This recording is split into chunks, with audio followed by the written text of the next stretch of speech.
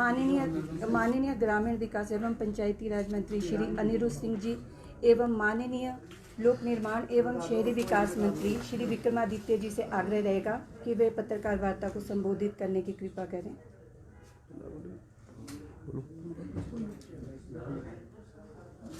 आप जैसा जानते हैं कि पिछले कल जो शिमला में स्टार्ट करूं? आप सब जैसा जानते हैं कि पिछले कल जो शिमला में घटनाक्रम हुआ संजौली के अंदर, उसको सरकार ने बहुत गंभीरता से लिया है और उस विषय पर मैंने पिछले कल भी बड़े डिटेल में जो सरकार का पक्ष है उसे विधानसभा में भी रखा था और आपके बीच में भी और आपके माध्यम से प्रदेश की जनता के बीच में भी रखा था। और लगातार सरकार ये प्रयास कर रही है कि हम माहौल को ठीक करें। लगातार ये प्रयास कर रही है कि पीसफुल हार्मनी प्रदेश के अंदर बनी रहे, कम्युनल हार्मनी प्रदेश के अंदर बनी रहे, क्योंकि हमारा प्रदेश, जैसा मैंने कल भी कहा, कि देवभूमि के नाम से जाना जाता है और ये हमारा दायित्व बनता है कि का इंसिडेंट है वो तो आप सबके सामने है ही है, मगर उसको बेहतर करने के लिए सरकार की ओर से प्रयास किया गया।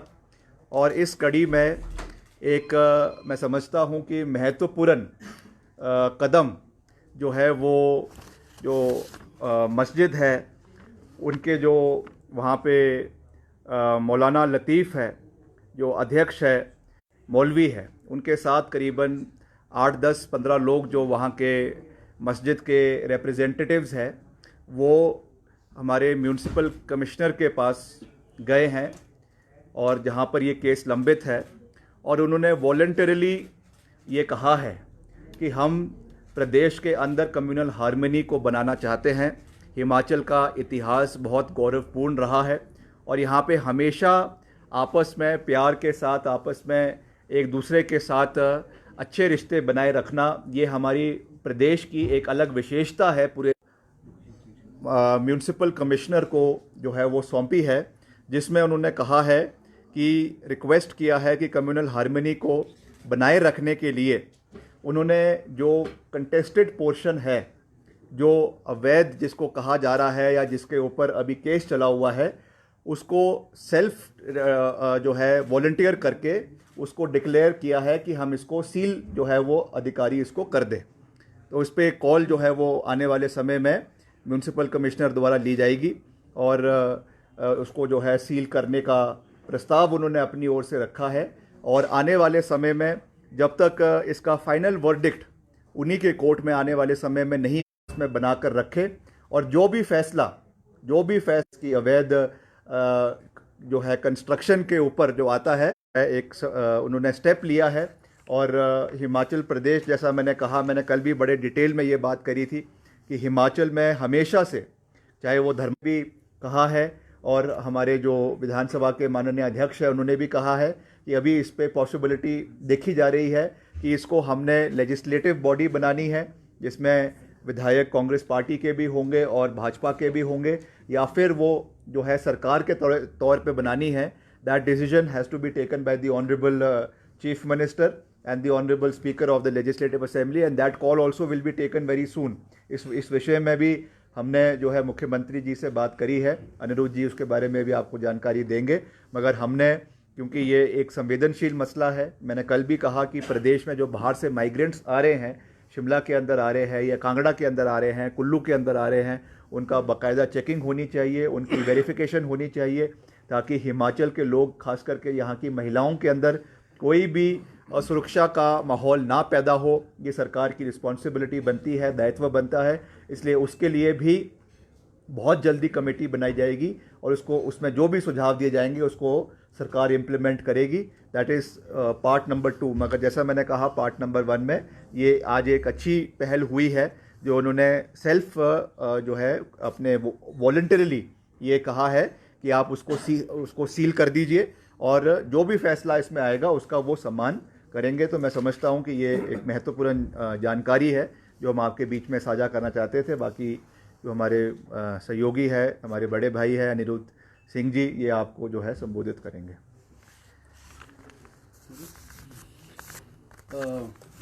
सबसे पहले पत्रकार बंधुओं का यहाँ पे बहुत बहुत स्वागत है। आज की इस प्रेस कॉन्फ्रेंस जो है जो पिछले दिनों कुछ दिनों से जो है पूरे प्रदेश जो है पूरे देश में जो है शिमला शहर और संजौली छाया हुआ है, उस संदर्भ में मैं आपको बताना चाहूँगा ये मुद्दा जो शुरू हुआ था वो लड़ाई झगड़े से हुआ था, सभी को पता है, और उसको जो है कुछ लोगों ने कम्युनल रूप दिया। बात लीगल और इलीगल बिल्डिंग की थी और सरकार ने इसका, और साथ में एक और था कि जो स्ट्रीट वेंडर्स हैं और हॉकर्स हैं जो बाहर से आते हैं उनके बारे में था। लोगों का रोष था। महिलाएं, जैसे भाई विक्रमादित्य जी ने बोला है कि कुछ महिलाएं जो हैं प्रदेश की और शहर की जो इनसिक्योर महसूस कर रही थी, इस बारे में बहुत रोष था। वो बात विधानसभा में भी उठाई गई। और ये सब प्रकरण के बाद जब म्युनिसिपल कॉरपोरेशन ने अपना जवाब विधानसभा के अंदर सरकार को दिया कि वो बिल्डिंग जो है, उक्त बिल्डिंग जो मस्जिद है वो इलीगल है, एक मंजिल पहले बनी हुई थी, उसके बाद जो है 2010 से लेकर 2024 तक करीबन 4 मंजिल उसके ऊपर जो है अवैध बनाई गई। मामले ने तूल पकड़ा, सरकार ने इसका संज्ञान लिया, लोगों की भावनाओं का सम्मान किया और इसके ऊपर तुरंत एक जो है पेशी हुई। तो 45वीं पेशी थी, उसमें वर्कर बोर्ड ने अपना जवाब जो है वो दाखिल किया है, कोर्ट की प्रक्रिया है। परंतु इसके साथ साथ मैं बोलना चाहूँगा कुछ एक दलों ने, संगठनों ने जो है अपनी राजनीति जो है चमकाने के लिए जो है एक बंद का कॉल किया था। हालांकि सरकार बहुत गंभीर थी, उससे पहले माननीय मुख्यमंत्री महोदय ने अपना वक्तव्य जो है विधानसभा में भी दिया था, पर ये स्पष्ट करना चाहूँगा कि नहीं हुआ है। 6 पुलिस वाले जो है उसमें आपको पता है कि घायल हुए हैं, जब पथराव, वो भी सभी, जिसमें हमारे संजौली मस्जिद कमेटी और वर्कर बोर्ड के लोग हैं, वो मुझसे मिले आके और हमने उनको डायरेक्ट किया कि आप सभी बातचीत हुई, सभी पहलुओं के बात हुई, अमन शांति के ऊपर बात हुई और उनको डायरेक्ट किया गया कि आप म्युनिसिपल कॉरपोरेशन कमिश्नर उनसे जाके मिलिए। और धन्यवाद भी करता हूँ मस्जिद कमेटी का, मोहम्मद लतीफ़ जी का, और वर्कर बोर्ड के जो कर्मचारी हैं मौलवी शहजाद जी का, जो उन्होंने आज एक चिट्ठी जो मैं आपके सामने भी रखूँगा, आपको भी दूंगा, जो उन्होंने म्युनिसिपल कॉरपोरेशन कमिश्नर को दी है। और उसमें स्पष्ट उन्होंने लिखा है कि निवेदन करते हैं कि नगर निगम के उस हिस्से को सील कर दें जिसका अवैध निर्माण, जिसे अवैध निर्माण कहा जा रहा है। यह मामला कोर्ट के विचाराधीन है और हम कोर्ट के आदेश का सम्मान करेंगे। अगर नगर निगम का आयुक्त इजाज़त दें तो हम इस हिस्से को स्वयं हटाने, गिराने को भी तैयार हैं। ये बहुत अच्छी पहल है अमन शांति बनाने के लिए, हम इसका स्वागत करते हैं और सरकार की इंटरवेंशन से ही ये सब कुछ स्वेच्छा से जो है उन्होंने किया है। मैं बड़ा स्वागत करता हूँ। और ये भी मैं बोलना चाहूँगा आप लोगों के माध्यम से कि ये जो उन्होंने खुद तोड़ने की बात करी और सील करने की बात करी है, ये हिमाचल प्रदेश में नहीं, पूरे हिंदुस्तान में एक मिसाल पेश करी है। मैं ये भी साथ में बोलना चाहूँगा, बहुत बड़ी मिसाल है। दूसरों को जो धर्म के नाम पे राजनीति करते हैं, एक दूसरे को लड़ाते हैं, कुछ पार्टियां ऐसी हैं, पहले खुद अपने लोग भेजेंगी और उसके बाद में पूरे हिंदुस्तान में नेशनल मीडिया के तहत जो है उसका प्रचार करेंगे, गलत प्रचार करेंगे, एंटी प्रचार करेंगे कि जो गवर्नमेंट बैठी है उसके खिलाफ बात करेंगे और एक पूरे हिंदुस्तान में जो है एक डर का माहौल भी पैदा करने की जो कोशिश करी गई, मैंने आप लोगों के माध्यम से टीवी में देखा। मैं स्वागत करता हूँ मस्जिद कमेटी का और हिमाचल प्रदेश वर्कर बोर्ड का, उन्होंने इतना बड़ा जो कदम उठाया। मैं समझता हूँ कि पूरे हिंदुस्तान में ये एक एग्जाम्पल दिया जाएगा आने वाले समय में। और जो भी कानून के तहत जो भी एज पर लॉ जो भी रूल होगा, नगर निगम आयोग जो है इसके ऊपर इमीडिएटली जो है फैसला देने जा रहे हैं। पहली बात। दूसरी बात, मैं धन्यवादी हूँ माननीय मुख्यमंत्री महोदय का, ये बोलना चाहूँगा और प्रदेश की जनता को भी ये बोलना चाहूँगा कि उन्होंने जो स्ट्रीट हॉकर्स और वेंडर्स जो बाहर से आते हैं उनके लिए कानून लाने की बात करी। उसके लिए जो है कैबिनेट सब कमेटी अथवा विधानसभा कमेटी की बात हुई थी, वो भी करी है। वो भी आज मैं समझता हूँ कि फाइनलाइज जो है होने जा रही है ताकि एक कानून बन सके। हिमाचल प्रदेश देवभूमि है, कोई भी सिटीज़न ऑफ इंडिया, हिंदुस्तान से कोई भी शख्स जो है यहाँ आके अपना लाइवलीहुड, अपना परिवार पाल सकता है। उसके जान माल की जिम्मेवारी, उसकी सुरक्षा की जिम्मेवारी हिमाचल प्रदेश सरकार की है। और लेकिन मैं बोलना चाहूँगा, जो कानून बनने जा रहा है आगे, जो अमेंडमेंट होने जा रही है, वो कोई भी व्यक्ति हो, चाहे वो हिमाचल का हो या वो हिमाचल से बाहर का हो, उसकी पुलिस वेरिफिकेशन ज़रूर होगी, प्रॉपर पुलिस वेरिफिकेशन होगी। उनके आधार कार्ड कैसे बने हैं, किस तरह से बने हैं, क्योंकि ये भी ज्ञात में आया है कि एक ही डेट ऑफ बर्थ जो है उनमें दर्शाई गई है। कई उदाहरण भी आप लोगों के माध्यम से हम लोगों ने देखे हैं।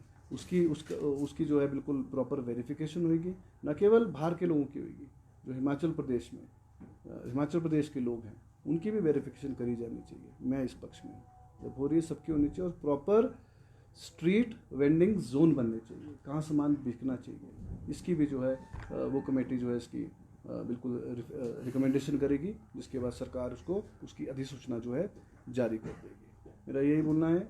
अमन, कुछ लोग जो हैं पिछले कल आधे, मैं समझता हूँ आधे तो भारतीय जनता पार्टी के ही उसमें कार्यकर्ता जो नज़र आ रहे थे, नेता नज़र आ रहे थे कुछ, तो बड़ी जो अमन और शांति जो है, क्योंकि दूसरे प्रदेशों में चुनाव चल रहे हैं तो कैसे आपस में लड़ाया जाए, एक बहुत बड़ा मुद्दा जो वो बनाने की कोशिश कर रहे थे। तो प्रदेश सरकार, कांग्रेस सरकार, सुखविंदर सिंह सुक्खू जी की सरकार इस बात में बिल्कुल गंभीर है कि कोई भी लॉ एंड ऑर्डर अपने हाथ में ना ले, पहली बात, और जो भी कानून के तहत कोई भी बिल्डिंग है, अवैध बिल्डिंग है या स्ट्रीट हॉकर्स वेंडिंग पॉलिसी है, उसको जो है इम्प्लीमेंट करेगी। यही मेरा मानना है। धन्यवाद।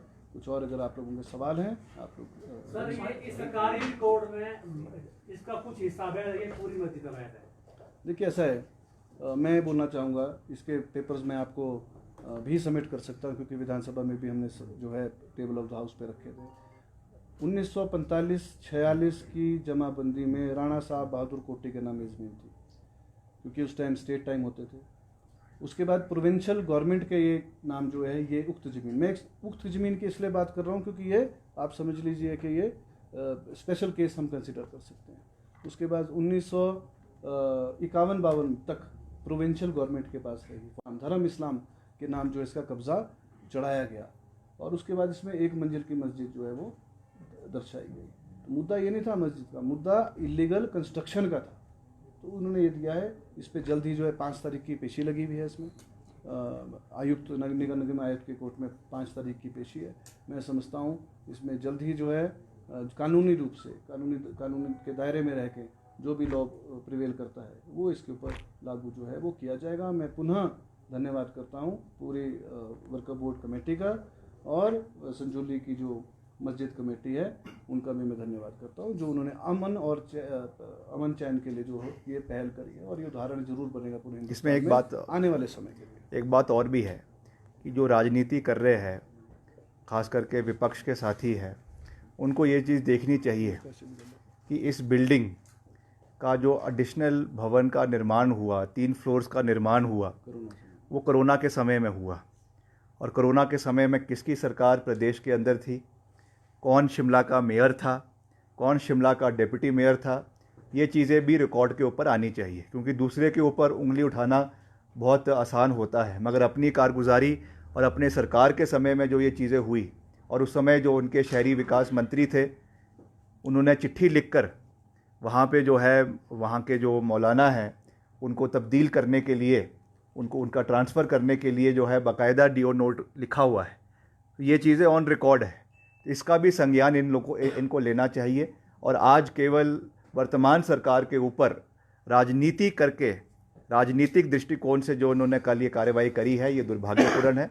और मैं इसमें यही कहना चाहूँगा, फिर से विनम्र निवेदन विपक्ष के साथियों से भी, भाजपा के नेताओं से भी, और ख़ास करके भाजपा के प्रदेश अध्यक्ष और भाजपा के जो हमारे पूर्व मुख्यमंत्री है आदरणीय जयराम जी, उनसे करना चाहूँगा कि ये एक बहुत ही सेंसिटिव मसला है, एक ऐसा मसला है जिसमें प्रदेश के लोगों की इमेज इससे टिकी हुई है। इसलिए मेरा उनसे ये निवेदन है कि इस विषय पे कोई भी राजनीति नहीं होनी चाहिए। और हिमाचल, जैसा मैंने कहा कि जो यहाँ की एक इमेज है, देवभूमि के नाम से हमको जाना जाता है, उसको बनाए रखे। और बहुत से मसले हैं जिसके ऊपर राजनीति हो सकती है, मगर ये एक ऐसा मसला है जिस पे राजनीति नहीं होनी चाहिए। ये जो सर प्रस्ताव आया है आज जो मस्जिद कमेटी ने दिया है, कब तक इस पर संभावित है कोई सरकार या निगम फैसला लेगा, सरकार इस पर इंटरवेन करेगी? देखिए इसमें मैं समझता हूँ आज ही ये चिट्ठी जो है दी है, मैं अभी आपको भी दूंगा ये। मैं समझता हूँ कानून के दायरे में रह के जो भी कानून बोलता है उसके तहत जो जल्दी फैसला दिया जाए, इमीडिएटली एक्शन होगा। 5 अक्टूबर से पहले भी दिया है इसका। बिल्कुल, उन्होंने तो अपनी स्वेच्छा से दे दिया है। स्वेच्छा से उन्होंने कहा है कि आप जब भी आप सील कर सकते हैं अथवा हमें परमिशन दीजिए हमारा गिराने की, तो इमीडिएटली इसके ऊपर जो है कार्रवाई जो है आयुक्त देंगे। पहली बात। दूसरी मैं एक और बात एक और बोलना चाहूँगा आपको। जैसे कि विक्रमादित्य जी ने बोला है कि भाजपा इसको भुनाना चाह रही है, दूसरी स्टेट्स में लोगों को भड़काने का काम कर रही है। मैं बोलना चाहूँगा कि पिछली सरकार में इस मस्जिद के लिए फंडिंग जो है वो भाजपा सरकार ने करी है, स्पष्ट बोलना चाहूँगा। उसका मैं हेड भी आपको बता रहा हूँ, प्लानिंग हेड से मस्जिद के लिए जो स्कीम दी गई VKV 2019/774, ये इसका जो है डायरी नंबर इसको बोलते हैं। किसने MLA फंड से गई या किससे? देखिए प्लानिंग ये तो प्लानिंग हेड से गई है, तो बाकी आप आयुक्त से जो पूछ सकते हैं। इसमें करीबन 2 लाख रुपए की मेरे पास अभी जानकारी है। और किस ईयर में? अभी फिलहाल 2019 में जो है ये दी गई, तो अभी फिलहाल है। लेकिन सुनने में ऐसा आया है कि जयराम ठाकुर जी ने जो है करीबन 12 लाख रुपए जो है इस अवैध बिल्डिंग को बनाने के लिए 12 लाख रुपए भी दिए। नेता प्रतिपक्ष ने? जी, उस समय मुख्यमंत्री के रूप में। सर पर्सनल दिए कि गवर्नमेंट के खाते से दिए? नहीं, गवर्नमेंट जेब से तो कोई नहीं देगा। उनके वो सिर्फ हम लोग ही दे सकते हैं जेब से, उनमें इतनी क्षमता नहीं है। हमारे सिर्फ मुख्यमंत्री जो है 51 लाख रुपए उन्होंने अपने जेब से दिए थे, आप सबको पता है आपदा में। तो इतना जो दिल है वो केवल कांग्रेस वाले ही। अनिरुद्ध सिंह 2 लाख रुपए अलग थे और 12 लाख रुपए अलग थे, ये कह रहे हैं? जी, 2 लाख रुपए की तो मेरे पास बिल्कुल पुख्ता जानकारी है। ये प्लानिंग हेड से गए हैं, लेकिन रिकमेंडेशन किसकी थी वो आपको देखनी पड़ेगी। तो कोई सबक होते हैं फ्यूचर के लिए, हमारे लिए भी, सभी के लिए एज अ स्टेट। मेरे पास 2 क्वेरीज हैं आप दोनों के लिए जो मिनिस्ट्री से रिलेटेड है। पहली तो ये कि जो यूडी मिनिस्टर से रिलेटेड है सर, वो ये कि जो ये क्या ये सच है, मैटर ऑफ रिकॉर्ड है कि जो जेई कंसर्न थे जिन्होंने फेक पार्टी क्रिएट की इस मस्जिद के लिए, एंट्री जब रिकॉर्ड में हुई, ये किसने बनाई? और वही व्यक्ति जब प्रमोट होके बाद में बन गया, उसने अपने कोर्ट में इसको ले लिया ताकि बाहर चीजें ना जाए, क्योंकि सबजुडिस जब होता है तो मीडिया के जुरिस्डिक्शन से भी थोड़ा सा मामला हट जाता है। और अब ये मामला यहाँ तक पहुंच गया, 14 साल फेक पार्टी पर ही केस चलता रहा। क्या ये सही है कि वही व्यक्ति है जो जेई था और बाद में ये एक क्वेरी है? और आपसे रिलेटेड अनुरोध जी ये है कि जो मनियाना में केस हुआ, जो आपकी कंस्टिट्यूंसी में हुआ, क्या उसमें इंक्वायरी में ये चीज निकली है कि जो मुख्य आरोपी है वो किसी और नाम से शिमलाया था? आप बोलो। देखिए, जो मल्याना का आपने जिक्र किया उसमें 6 लोग जो हैं वो नामजद थे और सभी जो है एक अलग समुदाय के लोग थे, जिसमें 2 नाबालिग थे। और ये बिल्कुल ठीक बात है कि अलग नाम से जो है वो यहाँ पे रह रहे थे ये। और कई इंस्टेंस ऐसे भी हैं हमने देखे कि नाम जो है वो निकनेम होता है। जैसे मेरा भी निकनेम अनिरुद्ध सिंह तो मेरा असली नाम है, लेकिन निकनेम मेरा जो है दूसरा है, कई होता है। तो और दुकानों पे नाम भी जो है अलग अलग है, मैं समझता हूँ। हाँ, तो यही जो है आने वाले समय में जो वेंडर्स पॉलिसी होगी, केवल वेंडर्स पॉलिसी नहीं होगी, मैं बोलना चाहूँगा। कोई घर में अगर किसी को अपना हाउस होल्ड रखेगा, हालांकि सर्कुलर जारी होते रहते हैं बीच बीच में डिपार्टमेंट के, चाहे अपना सेल्समैन कोई रखे, चाहे कोई अपनी दुकान के घर में कोई आदमी रखे काम करने के लिए, चाहे अपना मजदूर रखे। यहाँ पे लोग, बहुत लोग जो है बाहर से प्रवासी लोग जो हैं मजदूरी का काम भी करते हैं यहाँ पे, कोई अपना ठेकेदार मजदूर रखे। और तो ये सब कुछ जो है मैं समझता हूँ इस सब की जो है एक वेरिफिकेशन होनी चाहिए। मैं आपकी लाइट में एक और बात डालना लूँगा। भाजपा सरकार के समय में यहाँ पे म्यूनिसिपल कॉरपोरेशन में, अगर म्यूनिसिपल कॉरपोरेशन की अगर बात करेंगे तो आपके माध्यम से मैं बताऊँगा, मैं आपको आपके ही अखबारों का वो दूँगा कि यहाँ पे प्रवासी लोग आए थे यहाँ पे, और उसमें से प्राइवेट कंपनी जो है, आउटसोर्स कंपनी के तहत रखे गए थे। बाद में पता चला था कि वो इस देश के ही नहीं है। ये लोग भी ये बात आप लोग, वो बीजेपी सरकार के समय में है वो। उसमें उस टाइम जो है अमित कश्यप जी डीसी हुआ करते थे और भाजपा की सरकार थी, और उन्होंने इसको मामले को जो है उस टाइम दबा दिया गया था, क्योंकि ये अपनी बातें तो बताते नहीं ये लोग। इन लोगों का आरोप, केवल आरोप लगाने होते हैं। मैं वो भी अभी आपको हैंड ओवर, अभी आपको आप ही की न्यूज़ में कर रहा हूँ। इनकी वाली It is a matter of investigation. अगर ऐसा कुछ लगेगा कि कोई भी अधिकारी म्यूनसिपल कमेटी का, म्यूनसिपल कॉरपोरेशन का या अर्बन डेवलपमेंट डिपार्टमेंट का, if he is found कॉम्प्लिसेंट with the concerned parties, then departmental inquiry will be initiated against them and action will be taken against the erring officials as per law and as per the provisions of the rules. Aniruddh ji, आपने कहा कि कुछ लोग इसको communal रंग देने की कोशिश कर रहे हैं। आपने भी तो विधानसभा सेशन में रोहिंग्या मुसलमानों का जिक्र किया था, जिसके बाद पूरे देश में चर्चा छिड़ गई। आपको नहीं लगता कि आप इसके लिए इक्वली रिस्पॉन्सिबल है या आपका स्टैंड इसके लिए रिस्पॉन्सिबल? और अनिरुद्ध जी, इसमें ही एडिशन में एक और है। आपने कहा कि कुछ लोगों ने शुरुआत करके पीछा छोड़ दिया। जब पहला और दूसरा धरना हुआ था, काउंसलर उसमें आपकी पार्टी के भी थे। जब विरोध हो रहा था, अवैध मस्जिद का पहली बार जिक्र आया था, आपकी ही पार्टी के काउंसलर संजौली में थे। देखिए, ऐसा है, मैं बोलना चाहूँगा आपको, जो आप लोगों के जो जवाब देना चाहूँगा कि ये मुद्दा कहीं भी हमने ये नहीं बोला था कि अवैध मस्जिद। आप हमारी कोई भी न्यूज़ देख लीजिए, कोई भी इंटरव्यू ले लीजिए। मैं उस पर आ रहा हूँ। पहले मस्जिद की बात करते हैं। कोई भी धर्म का नाम नहीं लिया था। It was all about legal buildings and illegal buildings. मामला ये था, उसमें हमारे कांग्रेस का, और मैंने पूर्ण जिम्मेवारी ली थी। आपने विधानसभा में विधानसभा का मैं आपको अपना अभिभाषण जो मैं आपको यहाँ भी दे सकता हूँ। It was all about legal and illegal buildings end of street vendors policy, उसके ऊपर हमने बात करी थी। रही रोहिंग्यास की बात जो मैं आपको कर रहा हूँ कि रोहिंग्या, आपको पता है रोहिंग्या कौन है?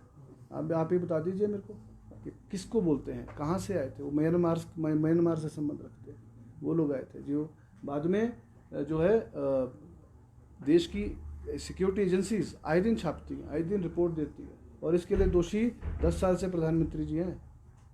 अगर वो इस बात को सवाल उठाएंगे तो कंट्रोल करना बॉर्डर के ऊपर वो उनका काम है, सेंट्रल एजेंसीज का और सेंट्रल गवर्नमेंट्स का काम है वो।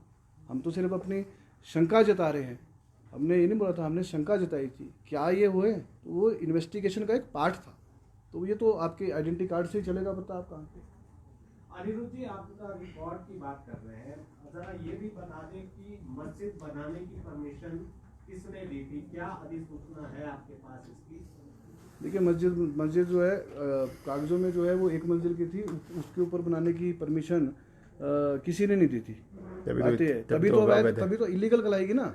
जो म्यूनिसिपल कॉरपोरेशन ने जवाब दिया है विधानसभा के अंदर, उन्होंने बोला है 4 मंजिल अवैध है और 2010 से शुरू हो रही थी और 44 पेशियाँ लग गई है और करीबन 6327 स्क्वायर फीट जो है वो इलीगल पाई जा रही है, क्या एज पर रिकॉर्ड। क्या उन लोगों पर भी कार्रवाई होगी जिन्होंने 4 मंजिल बना दी? क्योंकि 2010 से लेकर ये काम होता रहा, चाहे नगर निगम की नज़र की बात कर लें या अधिकारियों की बात कर लें, जिन्होंने इस तरफ ध्यान नहीं दिया। 5 मंजिलें बन गई, 1 मंजिल की। और दूसरा सर, सरकारी पैसे से अवैध निर्माण हुआ। अब अगर ऐसा है कि पिछली सरकार ने पैसा दिया है, सरकारी पैसा दिया है, देखिए, this is a part of investigation.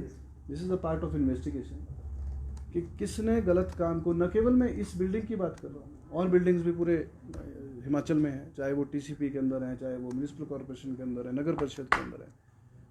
इस बिल्कुल चेक करा जाएगा कि किसके समय में अवैध निर्माण हुआ है और उसकी जवाबदेही जो है वो तय करी जाएगी। अनिरुद्ध जी, आपने एक बात और कही थी कि जिसका जो मालिकाना का हक है वो सरकार का है, इसे वापस ले लेना चाहिए। अब क्या स्टैंड है आप? मेरा स्टैंड तो ऐसा है कि बिल्कुल जो हिमाचल प्रदेश की संपत्ति होती है वो मेरी भी नहीं हो सकती।